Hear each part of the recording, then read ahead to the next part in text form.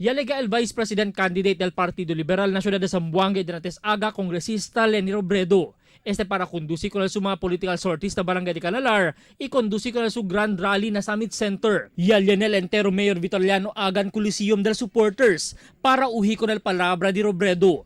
Uno por uno, yaman recognize si Robredo con el Team Amarillo, kay kandidato lokal na Ciudad de Zamboanga kita encabeza el alcalde Beng Climaco. Huésped de honor en Nates tarde na Dateline Teleradio, el kongresista, donde él presenta con el suma plataforma de gobernanza. Uno del maya diskuti ele abo el problema de kuryente aquí na Mindanao. Halos may monopoliya kasi. Napakahirap mag-apply ng bagong franchise. Kaya kahit may nag-i-interest mag-apply, hindi tinutuloy kasi nahihirapan.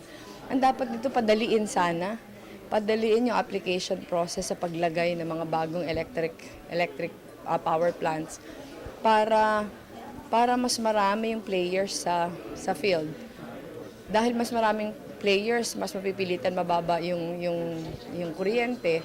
Pangatlo, kailangan talagang i-revisit yung EPIRA law. Alegre también ele, nasusubida ng mga surveys sa tiempo después que subi junto con el Vice Presidential Bongbong Marcos. Dapang-dapa pa ako sa surveys, pinag-aaralan namin yung results.